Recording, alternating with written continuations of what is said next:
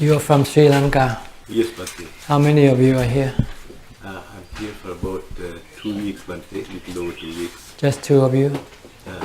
Yes, Bhante. We were at Wat Yannasangwararam. Wat Mapchan? Yes, we were there for about 10-12 days, Bhante. You stay in the Wat? We stayed there. Uh-huh. And now Well, we are on our way we're with the Bangkok now, and then to Burma in 2 days' time. I see. Trying to be with the House Yadu for a few days, for about a few weeks, and then get back to Sri Lanka. Where are you from? Where in Sri Lanka? Colombo? From Colombo suburbs, Bhante. Yes, and I spend a lot of time in the hill country in Kandy.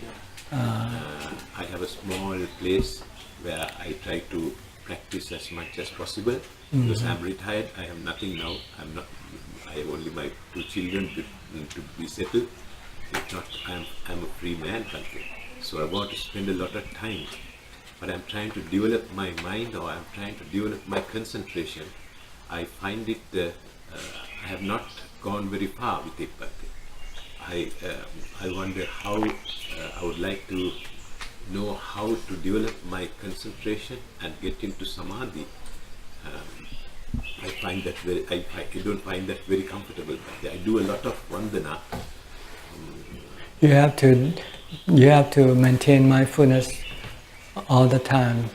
From the time you get up, as soon as you open up your eyes, you should start developing mindfulness by stopping your mind from thinking about things that you don't have to think about. Like when you are doing your daily chore, you're looking after your body, you focus your attention on your body.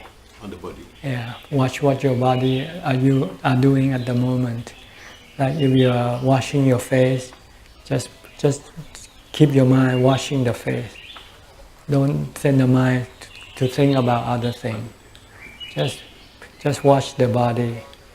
If you are brushing your teeth, just watch your body brushing your teeth. Let the mind stay with the body. This is called mindfulness of body. Kaya kata sati. This is the way to develop concentration. If you have strong mindfulness, when you sit in meditation, your mind can enter into samadhi very quickly. So you have to be mindful all the time. From the time you get up to the time you go to sleep. Whatever you do, you should be doing that thing only and not think about other things. If you cannot concentrate on what your body is doing, you can use a mantra to help. You can recite Bhutto, Bhutto, Bhutto. If your mind wants to think about something else that you shouldn't be thinking about, then you bring it back by saying Bhutto, Bhutto, Bhutto, Bhutto. So you can use Bhutto, you can use watching your body activity, your body movement. And then when you don't have anything to do, then you sit down.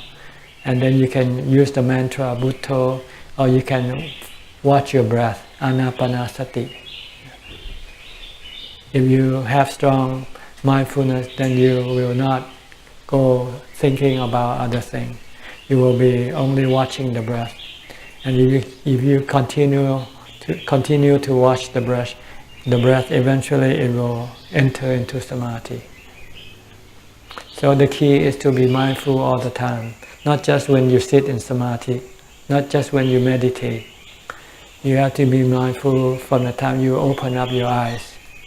As soon as you open up your eyes, you say, where is my body? In which position it is in? So you look at your body and say, oh, it's lying down. Now it's getting up. Now it's standing. Now it's walking. Now it's doing this, doing that. Just keep watching your body. And when you finish what you have to do, and you have nothing else to do, then you sit and concentrate on your breath. If you can do this, your mind will become calm very quickly and easily.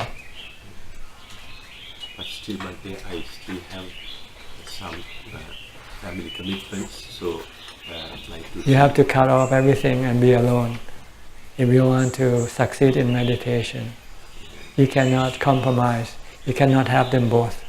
You cannot have your wife and meditate at the same time. You know, you cannot have hot coffee and cold coffee in the same in the same cup. You don't get cold, you don't get hot. You have to have one or the other. I'm alone, Bhante. Most of the time I'm alone on my own. But still the commitments. I know.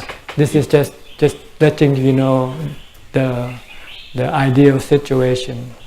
Because you asked me for the result, the ideal result requires ideal situation to make it happen. See? If you still have a family, you still have commitment, then don't expect too much from your meditation, because you won't get it, and then you can be discouraged. See? But if you know that, if you don't expect because you know you cannot get it, then you don't feel discouraged. You just keep doing what you can do, and be grateful for what you get. Be happy with what you get. But don't expect more than what you can get, because the situation doesn't allow you to get more than what you want. See? If you want more, you have to change the situation. From being with somebody to being alone. Like when you stay at Wat Yannasangwararam, did you stay alone? Yes, Bhante. Yeah, okay. No, I will separate my wife for Right, okay. Try to separate as much as possible. And eventually you can separate permanently. I think my biggest problem, Bhante, is the telephone. I'm alone. I'm more or less, most of the time, I'm completely cut off from my family and my house people. But the telephone bothers me. You give someone else.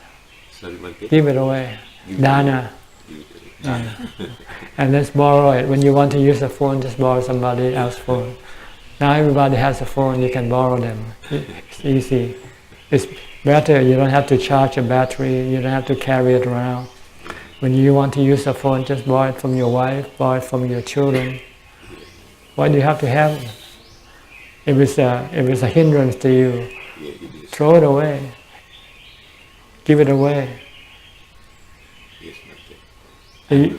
If you want spiritual happiness, you have to give up the physical happiness. You cannot have them both. Yes, Bhante. I'm determined, Bhante, to try to see what I can achieve in the jhana states. So, but this is what is blocking me, Bhante. You want both, that's the problem. It's like wanting two wives. You have to choose one.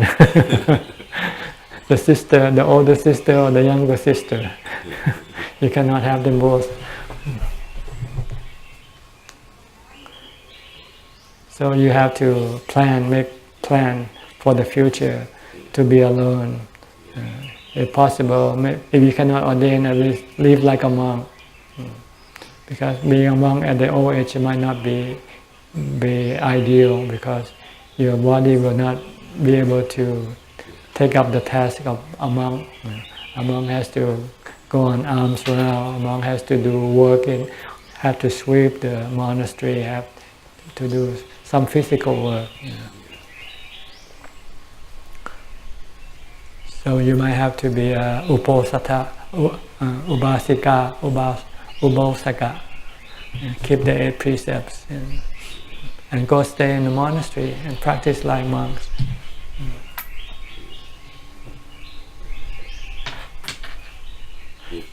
You have any monastery in Sri Lanka to go to? Monasteries are there, but yes, monasteries are there. Like Wat Yannasangwararam? Yes, but Hot Forest Monastery. I think Venerable Dhamma Swami once had over 100 monasteries in the whole of Sri Lanka. I think he has visited you also one day. But now he's no more.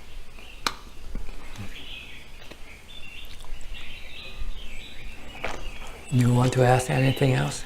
That's what I wanted to. Yes, you answered all the questions that I had in my mind through his question. Yeah, the ideal situation is to live alone, to be alone when you want to meditate.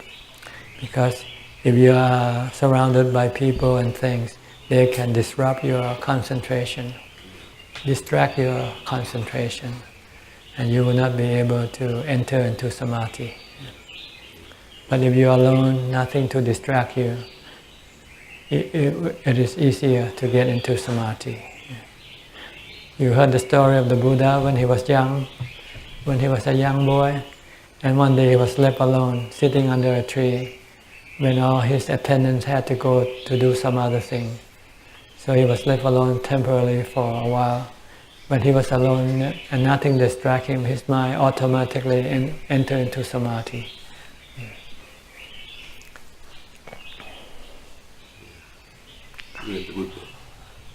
Even the Buddha had to...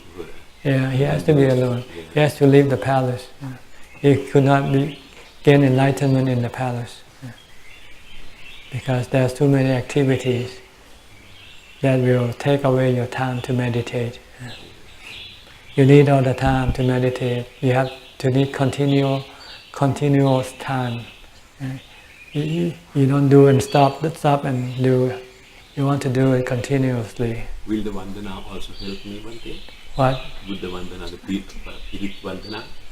Chanting. Chanting of Pirit? Chanting is like using a mantra.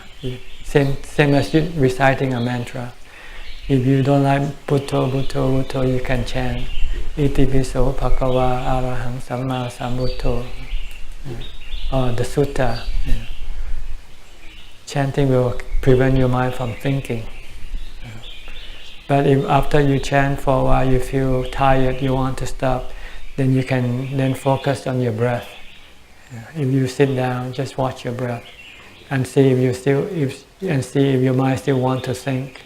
If your mind still want to think, then maybe you have to chant some more. Chant until you don't feel like thinking. Then you can watch the breath. So when you first start, you might find it difficult to focus on your breath. So you do chanting first. You don't have to do verbal chanting, do mental chanting. Don't need to use your voice. Just close your eyes and chant mentally. And when you feel like stopping chanting, then you watch your breath. Keep focusing on your breath only. If your mind don't think, then you don't need to chant. If your mind still want to think, then you should chant some more.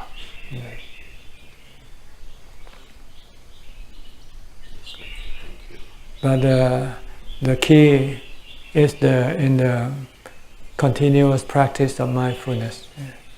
You have to do it from the time you get up. You have to restrain your mind from thinking as much as possible. What happens if when we get say some problem comes and we have to solve it? Use wisdom to solve it. Sorry? Use wisdom. Use anicca, dukkha, anatta to solve your problem. If you have problem with, for instance, your health, then you use the wisdom of the Buddha to solve the problem of your health. The Buddha said your body will get sick regardless of who you are. And sometimes you can fix it and sometimes you cannot fix it. So fix it if you can. If you cannot fix it, then leave it alone and your problem is solved. The problem is you want to fix it and you cannot fix it. And that makes you frustrated, it makes you restless and agitated. But if you can accept the truth that if you cannot fix it, then you just have to live with it. Then your mind will become calm and your problem will be solved. See? The problem is in your mind, you desire to fix things, and when you cannot fix them, you become upset. But if you use the wisdom of the Buddha, he said that sometimes you can fix, sometimes you cannot fix. So fix what you can fix, and just accept those things that you cannot fix. Leave them alone. Like the sun, the rain, you cannot fix them, right? You cannot tell them to rain, when to rain, or when to stop from raining. So you don't have no problem with the rain, right? But you have problem with your body because you want your body to be always well. But your body is just like the rain. Sometimes it falls, sometimes it doesn't fall. The body sometimes gets sick and sometimes it doesn't get sick. Sometimes it gets sick and you cannot heal it, you cannot fix it. So you just have to live with it. Then your problem is solved. Your problem is your desire to solve something that you cannot solve, to fix something that you cannot fix. That's all. Then you can think like this. Then your problem will be fixed, will be solved this way.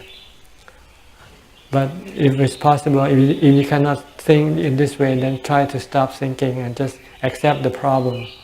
Leave the problem alone. Right now, the real problem that you want to solve is to stop thinking. When you stop thinking, the problem will not bother you. See, right now, you are here, you don't think about things happening at home. So the problem at home right now doesn't bother you. But when you go back home, you start to think about those problems, and then your mind become disturbed by those problems. See? So the real problem is thinking. If you don't think about it, then it won't disturb your mind. So just allow, let it be, let everything happen, just...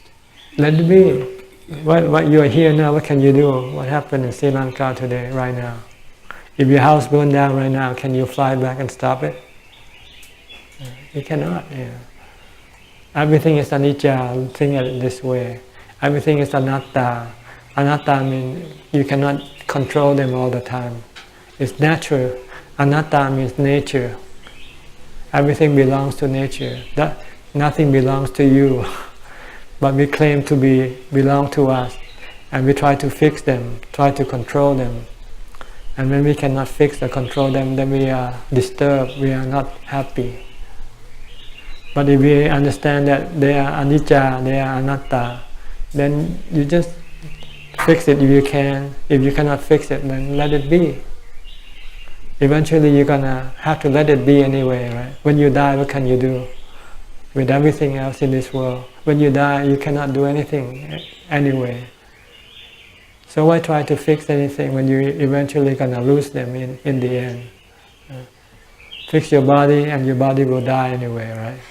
It's just a matter of time, that's all. Whether you die sooner or later, but you die anyway. But why suffer with your body? You don't have to suffer with your body. Leave your body alone. So what happens one day when we start thinking of metta, then we get... Metta you only think when you're with somebody else. Like when you see your wife, smile at her.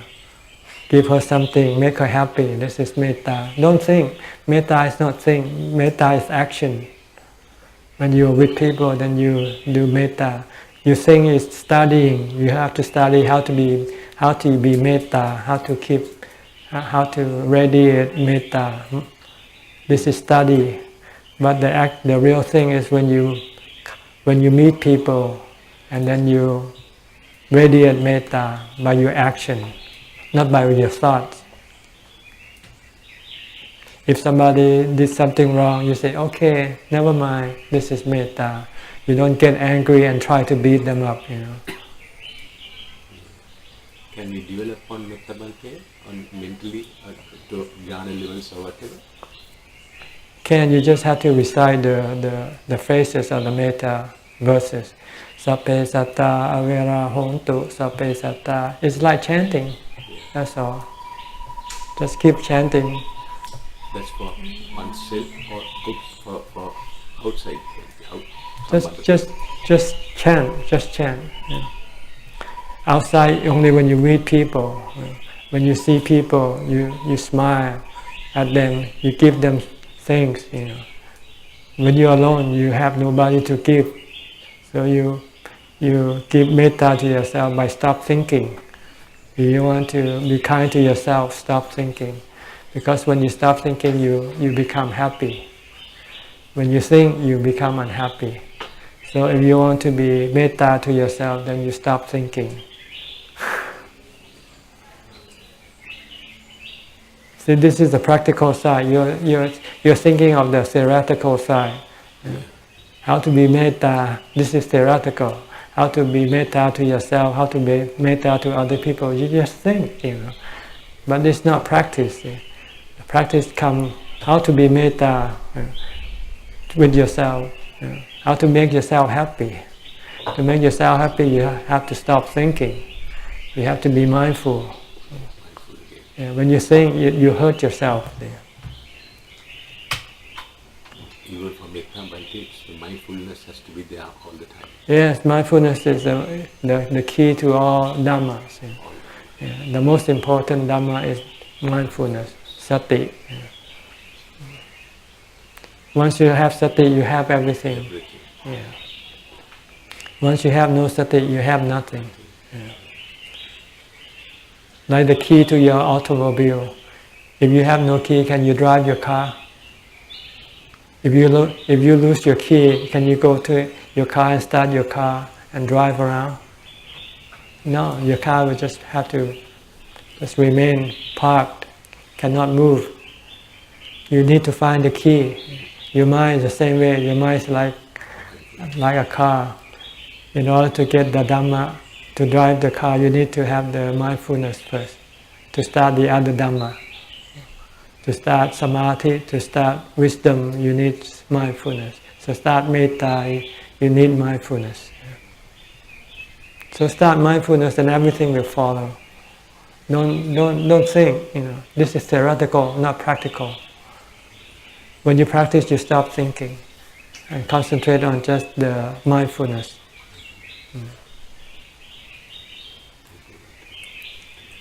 Okay. We are on our way to Bangkok, Bhante. All right. So Okay. Thank you very much. Okay. Come and pay our namaskar to you. Yes. Receive your blessings and the guidance.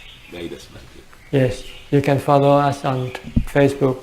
Yes. We have live broadcasts every day. Actually, one Ajahn, what's his name? Sharan, we have a Sri Lankan man. Yes, they downloaded the whole thing. I see. So I have everything with me. Okay. Okay. All right. Good luck to you. Thank you.